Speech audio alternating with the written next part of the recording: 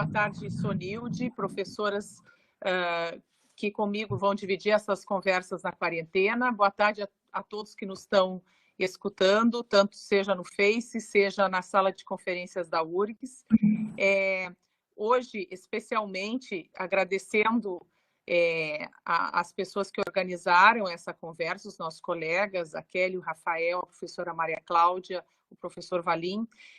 Queremos dedicar esse momento de troca de experiências, de conhecimento, para uma nossa colega que faleceu hoje, a professora Fabiane Ramos. Também ter, então, muito presente essa homenagem, pelo fato que todos somos professores e todos estamos, assim, convivendo com essas dificuldades, mas buscando meios para nos mantermos próximos dos nossos alunos e de todas as atividades de ensino, refletindo, né, apesar da dificuldade, da tristeza do momento, sobre os efeitos da pandemia no direito e como esperando que dessa situação toda de tristeza surjam novos caminhos para o direito, com melhores oportunidades, melhores formas de interpretar essa nossa ordem social e econômica. Muito bem. E também gostaria de fazer uma homenagem especial ao professor Valim, que é o nosso vice-diretor da faculdade, que também se aniversaria na data de hoje. Pois bem, a nossa fala hoje é sobre os reflexos trabalhistas e previdenciários da pandemia. Nesse momento, então, eu faria uma introdução do ponto de vista trabalhista, seguirá a professora Maria Cristina, falando algumas alternativas de financiamento do Estado nesse momento e formas de solucionar essa complexa realidade, e a professora Sonilde daria um panorama da Seguridade Social no mundo e como a nossa Seguridade no Brasil, ou seja, os aspectos previdenciários, representam um importante aporte nesse momento de renovação, ou momento de teste ou de crise do Estado Social. Pois bem, preparando-se para o centenário da OIT, que foi o ano passado, 2019, a Organização Internacional do Trabalho solicitou um estudo bem profundo sobre o mundo do trabalho, também vinculado aos Objetivos do Desenvolvimento do Milênio, que todos sabem que previam metas para 2030. As metas do mundo do trabalho estão previstas no Objetivo do Desenvolvimento do Milênio número 8, e diziam justamente sobre o crescimento econômico e a melhoria e a existência no mundo do trabalho decente. Pelo visto, esse objetivo também foi declarado novamente pela OIT o ano passado, no seu centenário, dizendo de uma forma diferente, mas com o mesmo sentido, que o mundo do futuro do trabalho deveria ter o ser humano como ponto central. Ou seja, como a própria OIT declara, o trabalho não é uma mercadoria e, portanto, o ser humano não é uma mercadoria, e esse ser humano tem que estar no centro do mundo do trabalho. Então, a centralidade da proteção ainda está no ser humano. Esse é o objetivo da OIT. Ela preparou alguns estudos que indicavam quais são as dificuldades para atingir realmente a dignidade do trabalhador que está no centro do mundo do trabalho. E se dizia o seguinte, problemas que a gente nem iria imaginar, problemas demográficos, problemas da globalização, problemas da tecnologia, e aqui toda a discussão da indústria 4.0, e também as questões de alterações climáticas e novos riscos. Alterações climáticas ainda já se estava falando, agora os novos riscos, e entre eles aqui eu colocaria, chegou um risco inesperado, que é esse vírus, o coronavírus, e que está aqui, então, realmente a confirmar esse estudo da OIT, que há problemas que atingem o mundo do trabalho e que não são necessariamente vindos do mundo do trabalho. Então, essa ideia de crescimento econômico e trabalho decente, ela se sente ameaçada por essa circunstância de pandemia, mesmo porque 81% das pessoas que trabalham no mundo, da população economicamente ativa, está em locais onde se exigiu total ou parcialmente o confinamento. E, portanto, requer um novo repensar de imediato desse mundo do trabalho. Pois bem, então, colocadas essas premissas, o que a gente vê é que o mundo do trabalho, especialmente nesse momento de pandemia, precisa uma nova governança. E o que é justamente essa governança? Então, o exercício de uma autoridade, de um controle, de uma administração dessa situação pandêmica para garantir de forma eficiente o respeito aos direitos humanos, vindo tanto das instituições públicas como das instituições privadas. Essa governança, no caso da nossa legislação, ela veio regular aqui através da lei 13.979, declarar então o estado de calamidade, e o estado que exige a supremacia da saúde pública. Portanto, essa lei 13.979 adotou algumas medidas de saúde pública que dizem respeito diretamente ao mundo do trabalho, que seria o isolamento social, a quarentena, e com isso se fecharam empresas, se fecharam pequenos negócios, se fechou o comércio e o mundo do trabalho mudou. Fomos obrigados a estar em casa e o Estado teve que legislar o que se chama de legislação emergencial, né, legislação de emergência do direito ao trabalho, através das medidas provisórias, que aqui são políticas públicas. Portanto, seguindo aquela orientação da OMS, no sentido de que as políticas públicas devem se orientar, sim, pela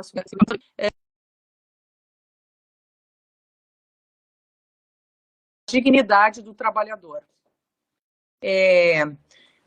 Além da Lei 13.979, que num primeiro momento... Está se ouvindo?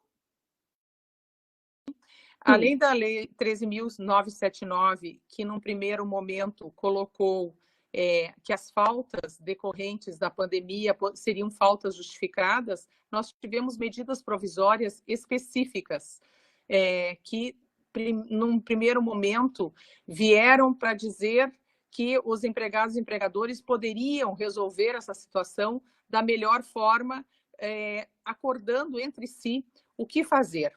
Portanto, o que as empresas começaram a fazer? Dar férias, mandar os empregados para casa, naquilo que a gente chama, na teoria do contrato de trabalho, optando pelas interrupções do contrato de trabalho, ou seja, dar férias significa dar uma folga com pagamento de salário, lembrando que essa é a ideia de interrupção. A pessoa não trabalha, mas recebe alguma remuneração, recebe renda. Então, as opções que veio, que a primeira medida provisória, que a 927 trouxe, são medidas que visam a interrupção do contrato de trabalho, de uma forma unilateral. Então, o empregador resolveu dar férias, resolveu colocar o empregado em teletrabalho, resolveu adiantar feriados e dias que não são computados como de trabalho, resolveu ainda adotar um banco de horas, que a gente diz banco de horas negativo, ou seja, o empregado fica em casa e depois de um certo momento, quando terminada a pandemia, ele vai pagar essas horas para o seu empregador, tá? De uma forma, por 2 horas extras diárias, enfim, durante um certo período de tempo. E também houve as suspensões nessa medida provisória administrativas em matéria de segurança e saúde do trabalho, que recentemente o Supremo entendeu que esse ponto era inconstitucional, e o direcionamento do trabalhador para a qualificação, mas sem uma contraprestação de renda. Então, vejam bem, a primeira questão da medida provisória, que era a ideia de preservação do emprego e da renda, ela veio num sentido de deixar para que os particulares, numa ideia de justiça comutativa, de justiça das trocas, da justiça do contrato, se autorregulassem. O que se viu? Que isso não era suficiente. Obviamente, eu precisaria a intervenção estatal, e aí sim, em seguida, veio a medida 936, tá? Que foi em 2 de abril. E essa medida provisória instituiu o Programa Emergencial de Manutenção de Emprego e Renda. Vejam bem que a palavra renda, que não é uma palavra usual no direito do trabalho, porque a gente fala em salário e remuneração, ela começa a aparecer. Por que vem a palavra renda? Porque ela tem esse conteúdo de um acréscimo àquilo que o empregado recebe, ou seja, o mesmo a manutenção daquele valor que ele recebe, independente de onde venha esse valor, que se seja salário ou se tem uma natureza previdenciária ou uma natureza tributária, enfim. Aparece a palavra renda de uma forma diferenciada, de novo, nessa MP 936. E aqui, se na primeira medida provisória nós tínhamos ideias de interrupção do contrato, ou seja, continua não há trabalho, mas continua o pagamento de salário via de regra pelo empregador, aqui a gente tem o Estado entrando com tudo, como deve ser mesmo na ideia do Estado social, do welfare state. Nós temos a necessidade de um Estado que, por ser mais capaz, tenha condições de financiar esse momento de crise. Então, entra o Estado com um aporte, dando, portanto, a ideia da suspensão do contrato. O que é a ideia de suspensão? Não há trabalho e não há pagamento de salário tecnicamente, mas o Estado vem e suplementa com uma renda. Então, aqui nós temos 2 tipos de suspensões básicas que foram criadas pela MP 936, que seria a redução da jornada de trabalho com redução de salário, e um aporte, portanto, para essa redução de salário que vem do Estado, e a suspensão pura e simples do contrato de trabalho, com a percepção de renda por parte do Estado.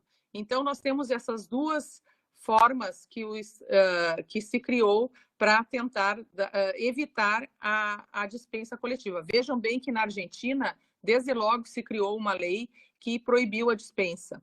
Não foi a opção brasileira. Veja-se que, desde logo, na Alemanha, o Estado assumiu os contratos de trabalho. Também não foi a opção brasileira. Vejam que alguns estados no mundo optaram por colocar a Covid como doença profissional ou acidente, enfim, e afastaram de forma previdenciária esse trabalhador. Também não foi a nossa opção. Então, a gente fez uma opção paulatina por lançar na comutatividade dos contratos os empregadores. No segundo momento, a participação do Estado, que também me parece que não foi muito suficiente. E tanto na primeira quanto na segunda hipótese, mas ainda a segunda hipótese com caráter distributivo, ou seja, entrando quem realmente pode financiar, que é o Estado, nós temos também a questão da participação dos sindicatos, para regulamentar como pode se dar essa suspensão do contrato e como é que pode ser mantida a renda. A maior discussão que se teve, já houve uma liminar no Supremo Tribunal Federal, foi no sentido que, nesse momento, poderia ser diminuído, haver redução salarial sem a participação sindical, desde que ela fosse 25% do salário e para determinadas faixas salariais. Então, houve uma crítica e uma discussão muito grande em torno do artigo 7º, inciso 6º, que fala que, para haver redução salarial, eu precisaria ter a participação sindical. Considerando o Supremo o estado não é de exceção, mas o estado de excepcionalidade, ou, enfim, o estado diferenciado de calamidade pública, que nesse momento poderia haver essa redução salarial com redução de jornada e, portanto, autorizou o acordo individual. É importante que se diga que, no momento, temos mais de 200 acordos feitos nacionalmente, acordos coletivos, né? O número é imenso de acordos individuais e o que se entendeu é que os acordos individuais também não precisam ser validados pelos sindicatos, tá? Devido à excepcionalidade do momento. Também o que se tem entendido é que eu posso misturar as medidas da MP 927 com as medidas da MP 936. Então, estamos nesse ponto e, para finalizar esse conjunto de medidas, ainda veio a MP 944, que é a medida do financiamento, instituiu o Programa Emergencial de Suporte a Empregos, tá? Que depois, na portaria 10.486, foi chamada de benefício emergencial, BEM, né? Ficou a sigla BEM, que significa o seguinte, que esse benefício emergencial faz com que o Estado financie as empresas para que não demitam, e estatuindo, através de um financiamento público, esses empregos, e dando uma garantia provisória no emprego, enquanto as empresas recebem esse financiamento, elas não poderiam dispensar. Então, a gente teve uma garantia aqui, um tanto quanto diferente, que não é a das garantias típicas que temos na CLT. Então, assim, em grandes linhas, essas são as medidas provisórias mais essenciais, mas ainda a gente tem o Corona Voucher, que significa para os informais e para os autônomos os R$600, até, inclusive também os trabalhadores informais e que estão fora de qualquer dessas hipóteses também podem receber, né? E eu acho que, basicamente, então, esse BEM, o benefício emergencial, acumulado com o Corona Voucher, são as medidas mais importantes. Tá? O problema agora é como é que a gente articula tudo isso. A gente está vendo aqui os esforços de todos para manter o emprego, e acho que esse é o panorama geral. O importante é que se diga que não se pode, por conta da pandemia, entender que o direito do trabalho está se extinguindo, que ele não existe, que as garantias constitucionais não estão presentes, ao contrário, tudo tem que se articular para que se interprete da melhor forma possível. A gente está falando em jurisprudência de crise, que reorganiza os valores em função do bem-saúde. Então, o cidadão trabalhador, ele deve ser protegido nesse contexto geral. Melhor seria se o nosso Estado fosse mais forte. Eu recentemente participei de um debate sobre o Estado japonês, e assim eles puderam aportar uma quantidade bem mais significativa a título de proteção social, mas por enquanto é o que temos. E muitas discussões, aí lei para liberar, MP 946 para liberar fundo, outras medidas que estão sendo pensadas para socorrer esse empregado que está numa condição de extrema vulnerabilidade. Eu acho que com isso, né, eu agradeço e passaria a palavra à professora Cristina, então, que vai nos dizer como esse Estado entra para financiar nessas linhas gerais. Muito obrigada.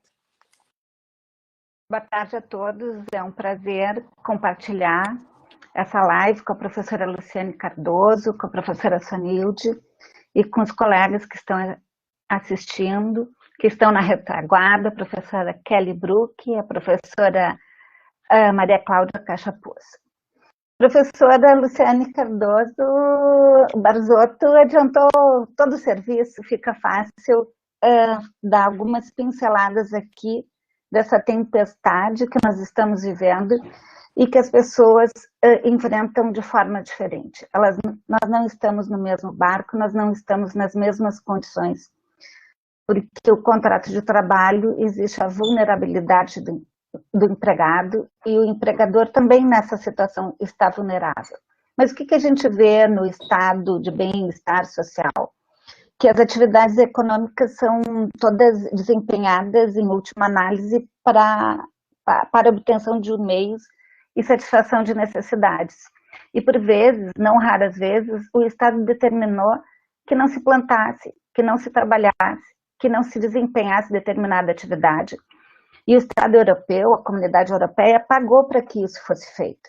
Então, não seria uma inovação na história do direito verificar que deveriam ser pagas às pessoas pelo Estado, para que o Estado pudesse proteger mais e melhor todos, a cada um dos que estão em situação de risco. Então, o que eu gostaria de chamar a atenção? Lá no início da década de 80, da década de 90, até para regular preços, o Estado interferia na economia, determinando que o volume de produção deveria ser reduzido. Então, aqui seria muito apropriado o Estado assumir o que ele está assumindo de forma parcial e insuficiente, como a professora Luciane Barzotto nos demonstrou, comparando com a legislação argentina e com as tomadas de posição tanto da Alemanha quanto do Japão. Então, nós estamos diante de uma situação, de uma calamidade. Nós não estamos num estado de exceção, nós estamos num estado de excepcionalidade. E, com isso, nós temos que buscar, dentro do ordenamento jurídico e da tradição, os meios necessários para a manutenção das pessoas. Porque eu não posso dizer que uma pessoa não pode sair de casa, e se ela não tem uma fonte de renda, se ela não tem uma estrutura prévia, como é que ela vai se defender disso? Mas o Estado brasileiro aqui tem uma virtude inacabada, que é o Sistema Único de Saúde. Existem outros países que não têm essa estrutura de um sistema que conversa de forma estruturante. Então, várias pessoas que não têm plano de saúde, de alguma forma, podem ser atendidas. Em relação à paralisação das atividades, nós verificamos que, de várias formas, a paralisação não aconteceu a contento. Tem pessoas que ainda não entenderam a gravidade da situação, e ou por desinformação, ou por desconhecimento, ou por falta de possibilidade de ficar em casa, elas não estão praticando o isolamento social, que é a única medida que tem de salvaguarda da saúde e das condições mínimas de enfrentar essa tempestade enorme. Bom, o que mais que poderia ser dito? Existe uma medida de linhas de crédito para empresas, mas deve preencher uma série de requisitos para que o BNDES aporte esse contingente de recursos econômicos. Uma outra sugestão que foi dada, e que existem vários projetos de leis tramitando há vários anos, há mais de 2 décadas, em razão do imposto sobre grandes fortunas, é a possibilidade do Brasil, desde a Constituição de 1988, instituir o imposto sobre grandes fortunas. Existem vários projetos, como eu disse, um deles do Fernando Henrique Cardoso. Num momento como esse, a gente não pode contar com a atitude individual e isolada das pessoas, mas sim do Estado. E o Estado, como ele arrecada recursos? Por meio de seus impostos. Então, os impostos são a fonte de recursos necessários para atender às dificuldades e às situações emergenciais. Isso significa que não se pode permitir, nesse momento de coronavírus, a possibilidade de redução de impostos de determinados setores da economia, porque isso vai fazer falta para aqueles que são mais vulneráveis. Nós vimos na medida provisória,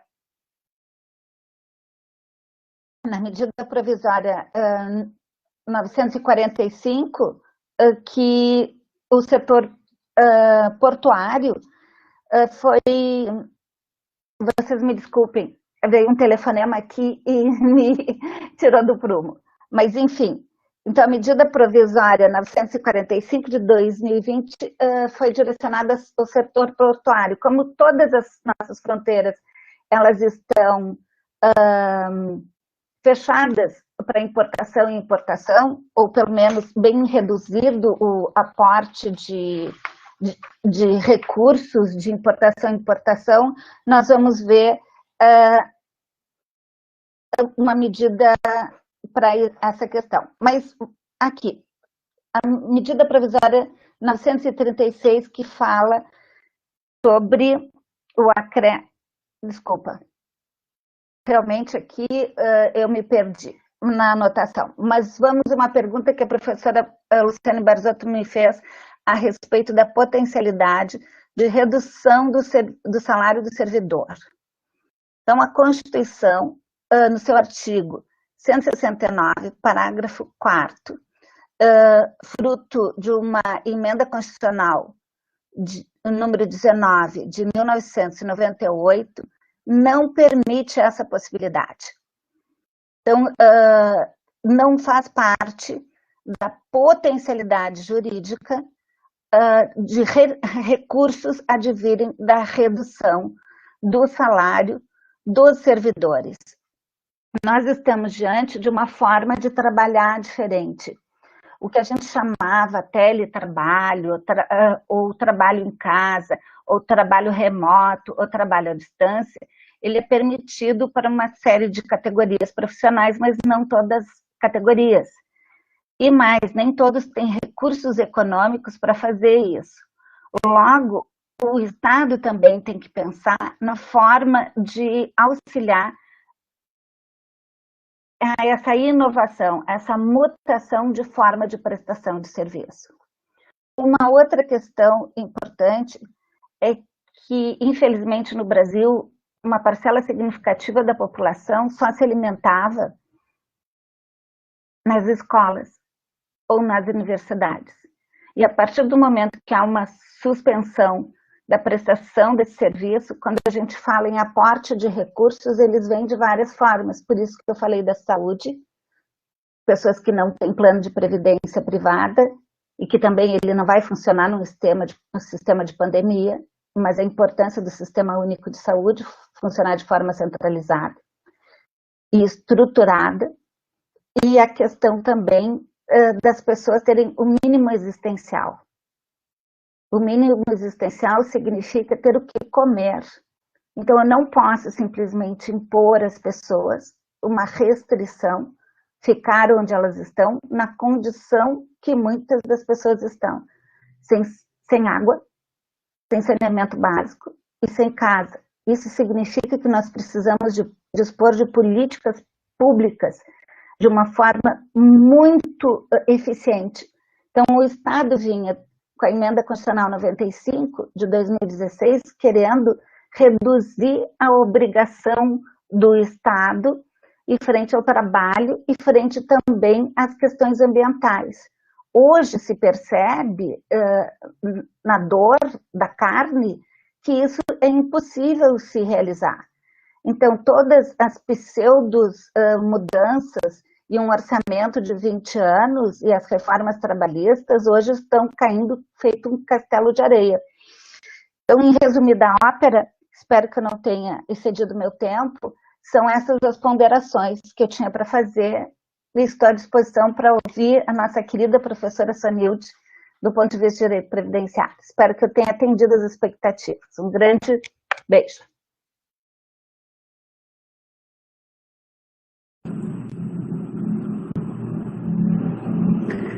Bom, vocês conseguem me ouvir bem? Sim.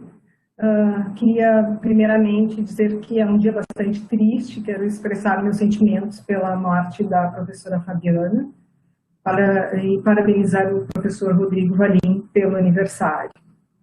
Cumprimentar os organizadores do evento, as colegas de fala neste dia, a professora Luciane, a professora Cristina, os demais colegas, professores e os alunos que nos acompanham à distância, seja por esta via ou também pelo Facebook. Minha fala hoje será complementar ao que as colegas já falaram, eu vou falar sobre a Seguridade Social. E quando se fala em Seguridade Social, nós estamos falando de um sistema de proteção. De um sistema de proteção que possa dar cobertura aos chamados riscos sociais, para evitar que as pessoas desenrolem suas vidas que vai do nascimento até a morte, sem que tenha uma rede de segurança, uma rede de proteção. Os riscos sociais, o que seriam, então, esses riscos sociais que deve-se ter essa cobertura? São esses eventos que vão comprometer a capacidade das pessoas de assegurar por si mesmos a sua independência social. E eu acho que essa situação já era grave, ela fica agora escancarada diante da grave crise sanitária que nós enfrentamos com a pandemia relativa à Covid-19. Então, nesses minutos, eu vou procurar desenvolver 3 tópicos, amparados por dados estatísticos oficiais, para propor, então, ao final, uma reflexão que já foi anunciada, tanto pela fala da professora Luciane, quanto pela fala da professora Cristina, que eu acho que é algo que é uma reflexão urgente e necessária. E envolve até mesmo que tipo de sociedade nós queremos construir daqui para frente. Quais são os tópicos que eu vou abordar? Eu vou falar da perpetuação da desigualdade social no Brasil, o modelo de seguridade social adotado e a transformação da questão social na sociedade atual.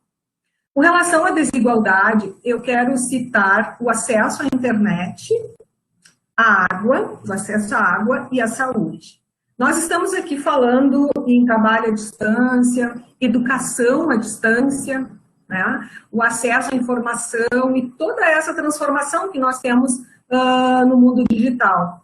E eu acho isso ótimo, isso é inegável e é um processo irreversível. E agora muito intensificado e acelerado em função do isolamento social. A prova é o que estamos fazendo aqui, neste momento. Nós podemos nos comunicar com tantas pessoas, né, em tempo real.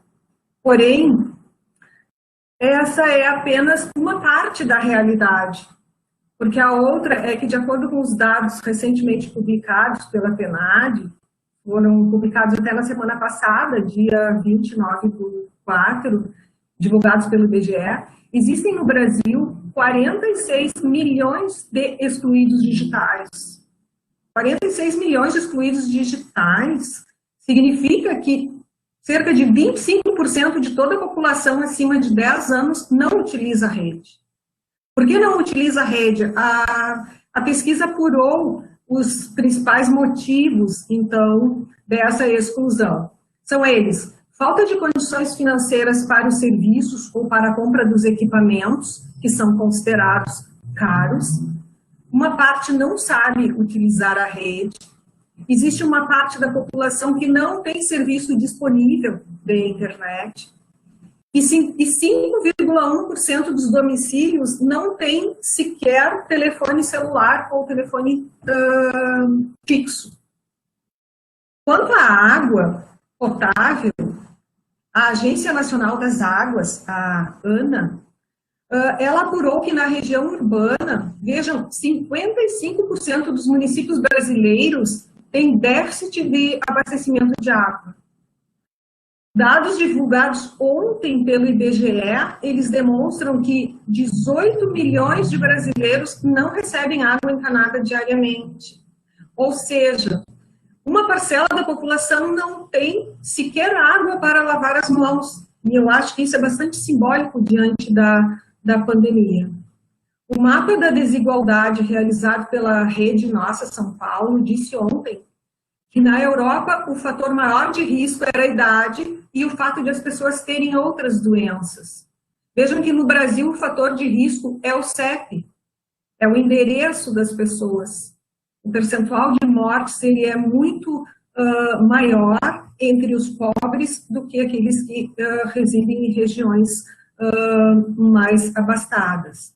Essas 3 referências, eu penso que a exclusão digital, o acesso à água potável e a saúde, exemplificativamente, elas dizem muito sobre desigualdade social. Segundo tópico é sobre o modelo de seguridade, então.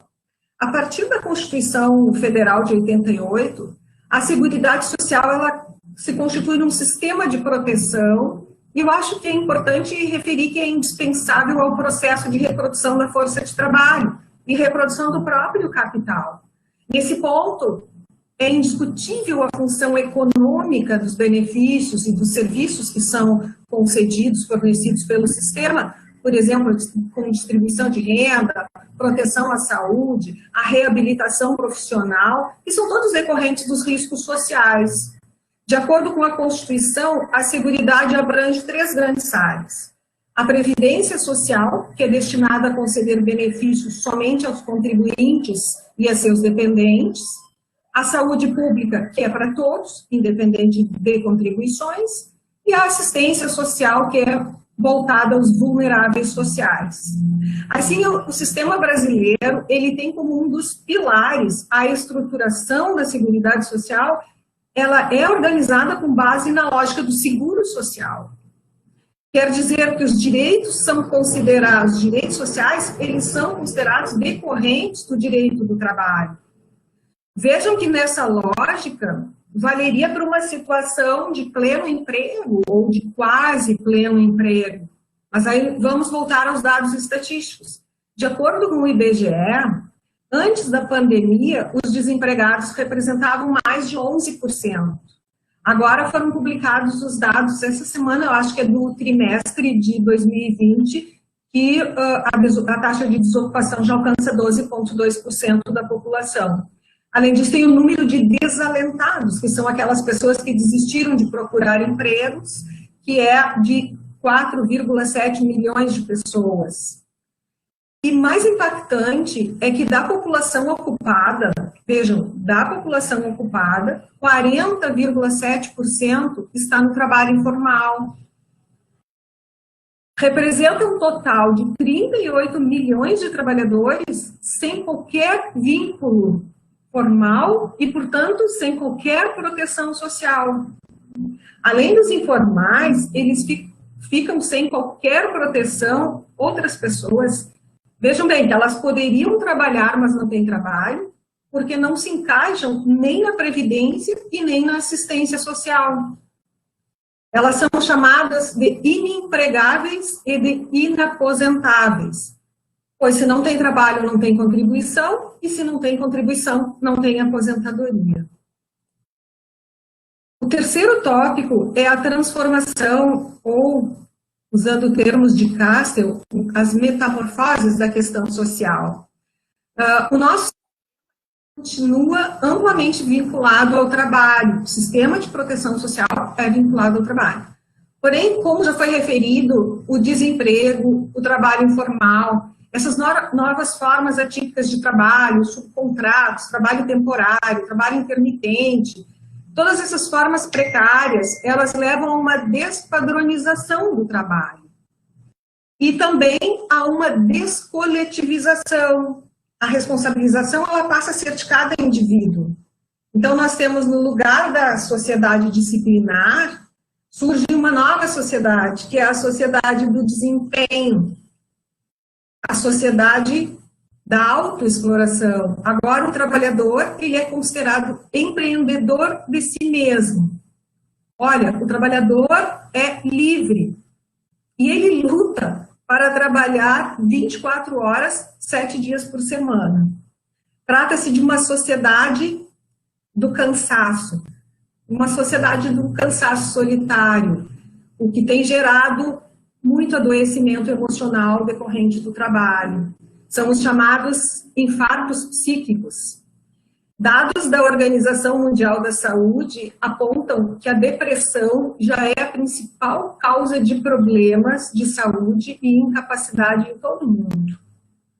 E o suicídio é a segunda, vejam, a segunda causa de morte de pessoas entre 15 e 29 anos. No Brasil, são cerca de 11 mil pessoas que morrem por suicídio todos os anos. Isso significa 31 mortes por dia de suicídio, sem contar as tentativas. Por esses motivos, eu penso que é imperiosa uma reconfiguração das proteções sociais, um novo referencial de proteções, diferente daquele da sociedade salarial, e que possa abarcar esse conjunto maior de toda a sociedade. E é essa transformação que nos dá a medida do desafio que deve ser enfrentado. A busca talvez seja por novos direitos capazes de segurizar todas as pessoas. E aqui fica, então, o meu questionamento para finalizar. Neste novo capitalismo, nesse novo modo de produção, será que nós não precisamos pensar num novo modelo de seguridade social, sob pena de se instaurar uma insegurança generalizada, ou talvez até um neopauperismo? Talvez uma resposta poderia ser uma renda básica universal. Digo, sair do paradigma do mercado de trabalho possa ser uma solução.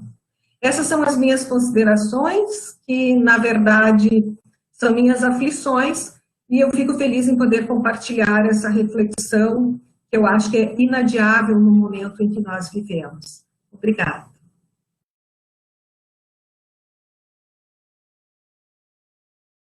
Luciane, tu estás com o microfone desligado.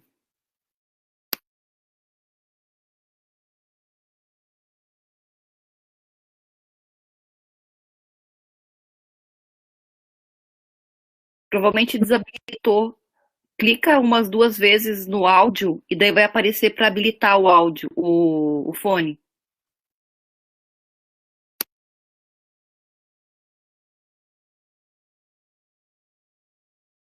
Bom, agradeço então às professoras, né, tanto a Maria Cristina, que brilhantemente nos expôs os limites do Estado Social, e a professora Sonilde também na mesma linha, nos mostrando as dificuldades da seguridade, e acho que os temas meio que acabaram se conversando. A questão da renda mínima universal também, a professora Maria Cristina gostaria de colocar alguma coisa, professora, eu não sei se a senhora queria complementar, porque vem ao encontro daquilo que a gente havia pensado. Não sei se... Sim, eu gostaria. Na verdade, é um prazer muito grande nessa quarentena, frente à tragédia, nós temos que ver que ainda existe prazeres e alegrias, né? Um deles é a sociedade da informação nos permite parar, vivenciar os problemas e pensar em alternativas.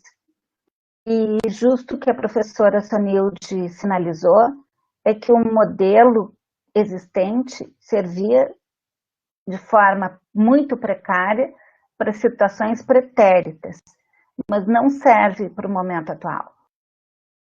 Logo, nós não podemos usar os mesmos mecanismos e as mesmas ações para o enfrentamento dessa tormenta. É necessário pensar na criação de novos modelos. A discussão de uma renda básica, do mínimo existencial, de uma renda mínima, de uma situação de auxílio momentâneo, periódico e necessário para a readequação da situação econômica, da elevação da autoestima, da busca da saúde psíquica e emocional, para que a própria pessoa do trabalhador ela tenha forças para enfrentar as dificuldades, é papel do Estado também.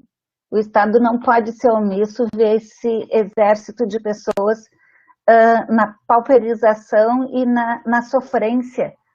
Não vai ter dupla sertaneja para auxiliar a sofreguidão desse povo que não pode e não tem como ficar 30, 60, 90 dias, não se sabe quanto tempo vai durar essa quarentena.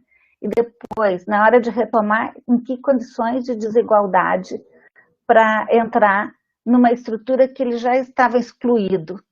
Então, eu não tornei clara a exclusão digital, que muito bem a professora Sonilde nos trouxe, mas a exclusão digital, ela é tudo, porque a pessoa não tem nenhum endereço, nenhum e-mail, nenhuma forma de se comunicar, nem de pagar as contas, nem entrar. Não estou falando no analfabeto digital, na pessoa que não sabe se comunicar, na pessoa que não pode nem se inscrever para conseguir um benefício. Ele não tem a agilidade para poder se inserir no sistema de auxílio de benefício, como a professora Luciane havia falado no bem. Eu acho que é isso, professora Luciane e Sonilde, é um prazer muito grande estar aqui pensando como resolver, né? Como trilhar, porque como cientistas que os colegas são, e que eu tento ser também, frente aos dados, buscar soluções. Não basta que a gente perceba o que está acontecendo. É como trazer alternativas para essa superação. Eu acho que é isso, professoras. E professora Sonilde, eu queria lhe ouvir, então, assim, alimentando um pouco o debate. Vejam bem, o momento pós-pandemia, né, um momento de retomada da economia, dificilmente vai ser uma retomada de crescimento de imediato, né? A gente vai ter que pensar, se a gente já tinha dificuldade de inclusão antes, teremos mais dificuldade de inclusão, como muito bem colocou a professora Maria Cristina. Eu perguntaria o seguinte, o que você tem visto muito na prática, nas decisões judiciais, vou um pouco comentar aqui, o que se tem visto do ponto de vista judiciário e do ponto de vista da tentativa de compor, é que o papel da mediação, o papel do judiciário, o papel do Ministério Público tem sido um papel bastante relevante, assim, no sentido de vamos acelerar o que dá para acelerar, por exemplo, se tem um crédito para ser liberado, que se libere. Então, a gente vê que são todas medidas assim menores, mas dentro do que é possível ser feito. Por exemplo, a gente tem mais de muitas mediações aqui no nosso tribunal, que envolvem, às vezes, negociações longas, 6 ou 7 sessões de mediação no TRT, até chegar a um consenso.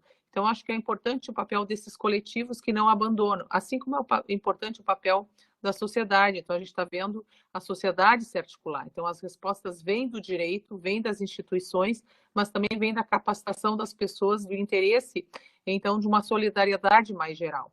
E essa solidariedade, às vezes, não se reproduz nos textos das medidas provisórias. Por exemplo, o exemplo que eu daria e que perguntaria para a professora Sonilde é o seguinte, ou seja, a gente sabe que é uma política pública emergencial, a gente sabe que a legislação tem erros, por exemplo, a gente não sabe se o teletrabalhador tem jornada controlada ou não vai ter jornada controlada, se ele está incluído no bem ou não pode incluir no bem, mas há alguns trabalhadores que estão sofrendo, que são os trabalhadores, obviamente, da área da saúde, porque agora, recentemente, então, o Supremo interpretou pela inconstitucionalidade do artigo que falava do nexo de causalidade, não sei se isso os beneficia ou os prejudica, se a gente for para uma linha interpretativa que vai ser um risco objetivo do trabalho, parece que os beneficia, mas se a interpretação for ao contrário, a gente não tem um parâmetro interpretativo que beneficia o trabalhador na área da saúde.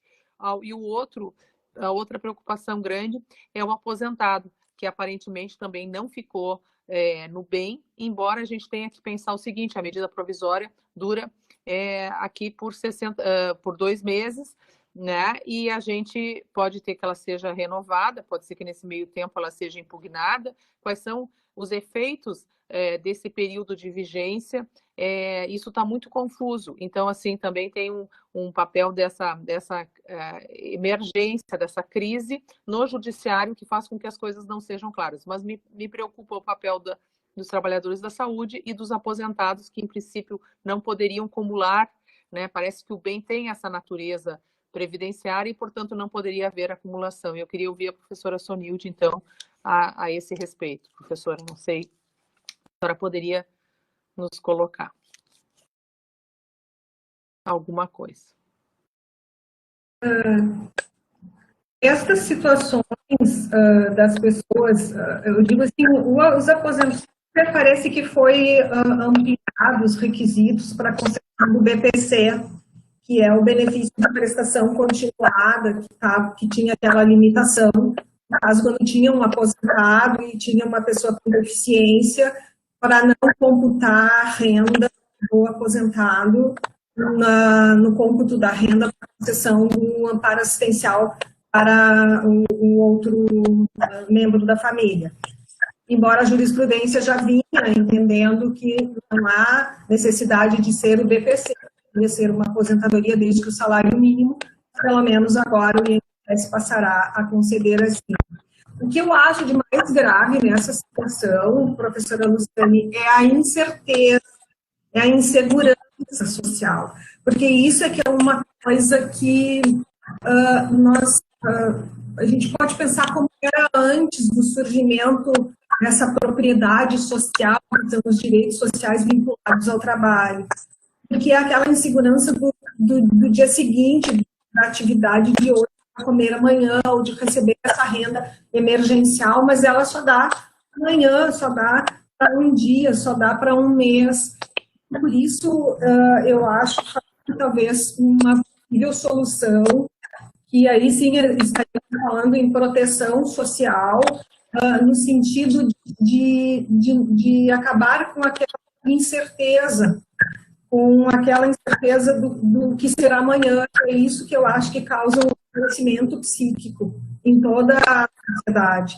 Então, a partir do momento que eu acho que tem que se pensar em outras formas, que não seja esse modelo do seguro social, a gente não vai mais ter esse retorno de trabalho padrão, empregado e empregador com uma relação formal de emprego. Não se vai conseguir isso. Eu acho que a gente tem que ultrapassar esse paradigma da sociedade salarial para outra onde tem todas essas flexibilizações, vamos dizer assim, essa precarização das relações de trabalho, mas ao mesmo tempo não se pensou em flexibilizar nada da seguridade, em acompanhar essa flexibilização trabalhista com a seguridade social. E aí gera toda essa... Nós vivemos uma insegurança permanente, onde o maior número de pessoas, porque a gente não está falando só do excluído, daquele que está à margem, de um terceirizado, de alguém que é um pique-pau na sociedade. Não, vamos observar o que eu chamo de precariado, estão entrando nesse precariado um número muito grande de pessoas de todos os setores. Nós podemos até falar os professores, né? Os professores de instituições privadas, por exemplo, que estão sendo dispensados. Se nós pegarmos professores na faixa de 50 anos, eles são empregados, estão com uma dificuldade muito grande de se inserir num mercado de trabalho. Então, eu acho que o paradigma vai ser mudado. Talvez a gente falou tanto em renda, o paradigma não pode ser mais o trabalho remunerado, nós temos que passar a renda. Porque, na verdade, outras formas, e aí, claro, a área da professora Cristina, como vai ser o financiamento disso, acho que passaria primeiro por uma reforma tributária, né? Por que não fazer a tributação em grandes fortunas? Por que nós não vamos falar em... E essa não é uma questão que vem sendo falada agora, é uma questão muito antiga e tem pensamento de todas... de todos os setores dos mais variados pensamentos econômicos. Nós temos pessoas defendendo uma renda universal, porque exatamente ela, com essas armadilhas do desemprego, ela não ficaria com essa assistência como algo humilhante, ou então a pessoa sendo inútil para o mundo, mas ao contrário, as experiências que foram feitas, já foram feitas em outras experiências em outros países, especialmente a experiência do Alasca é a mais importante, porque ela é uma renda nada para todas as pessoas de qualquer idade, e os resultados têm sido bastante favoráveis, são resultados positivos e que podem, eu acho, nós vamos ter que pensar em alguma solução desse tipo. Eu sei que se entende que uma renda universal incondicionada parece uma ideia utópica. Ela não é uma ideia nova, ela já tem pelo menos 500 anos que se fala nisso. E ela é tão, eu diria, quanto utópica a abolição da escravidão. Se a gente falasse em abolição de escravidão, não tem que ser tão, mas se tu vai abolir escravidão, simplesmente é um colapso total, não tem como, a economia não vai. E nós vimos que foi isso. Então, eu acho que nós estamos num caminho, nós estamos nessa metamorfose social. E a gente tem que olhar de outra forma. Uma frase para encerrar, eu já vou parar de falar. que me chamou bastante atenção foi dita ontem pelo secretário-geral da ONU. Ele falou que tudo interconectado, nenhum de nós estará protegido até que todos sejam. E eu acho que é isso mesmo. A gente vai ter que pensar a partir daí em algumas coisas desses moldes. Então, muito obrigada, professora Sonilde. Eu gostei assim da sua referência à flexi-segurança, de certa forma, que é um modelo europeu que tenha, digamos assim, se houve flexibilização, ao menos tem a garantia do Estado para que tenha esse aporte de seguridade. Isso vale para épocas de normalidade, realmente para épocas de anormalidade, nem se tivéssemos esse sistema, nesse momento a gente conseguiria dar conta. E também o que eu vejo, por exemplo, a Inglaterra tem condições, pôde entrar em cheio com a proteção social, mas não teve o cuidado e uma diretriz sensata com relação à própria saúde. Então, atendeu o aspecto do trabalho, mas não atendeu o aspecto da saúde. Então, parece que a gente tem que redimensionar, e aquilo me lembrava muito quando a senhora falava, a moradia depende do... Então, os direitos sociais que estão ali na Constituição, no artigo 6º, eles não andam separados. Então, a alimentação, a saúde, o trabalho, o lazer, a educação, e parece que a senhora conseguiu fazer bem essa amarração de que o que a gente tem é que ter uma nova visão dos direitos sociais no seu contexto, no seu conjunto. Tá? E parece que nisso também a nossa Constituição tem que ser lida nesse conjunto protetivo. Então, o artigo 7º ali, o direito do trabalho, tem que estar junto com os outros direitos. Nenhum direito anda sozinho ou é melhor do que o outro. Então, a gente precisa realmente do que o Estado assuma esse papel. Eu até diria, assim, dentro da linha que a senhora conhece um pouco da linha do meu grupo de estudos ali com o professor Luiz Fernando, a gente tem que, talvez, ter esse olhar a partir do preâmbulo da Constituição, que o preâmbulo nos diz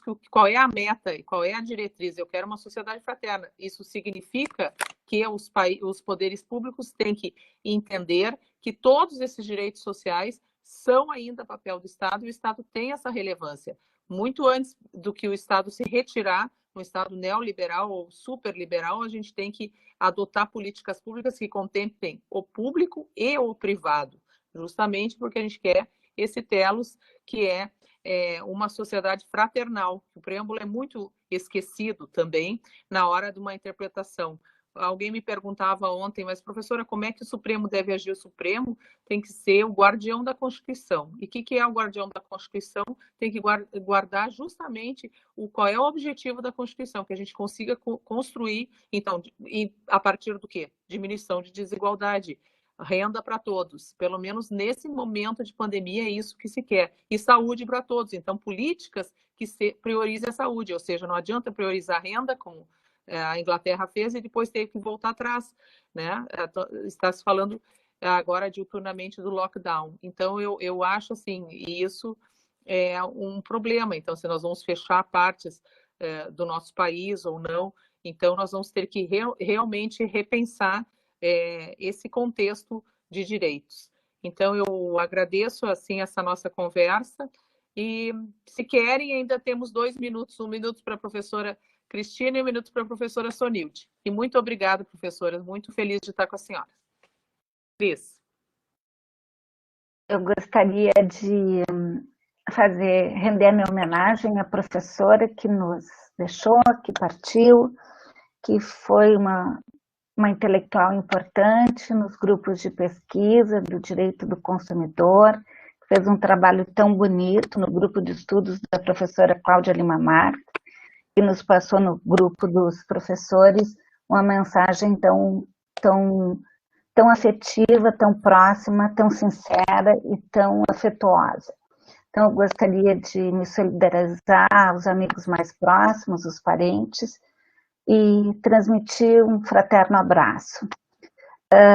Mais um abraço para o professor Valim, que está de aniversário, e dizer que a gente, nesse momento de crise profunda, vai ter que criar alternativas e conseguir fraternos e sólidos adeptos para a construção desse novo projeto, né?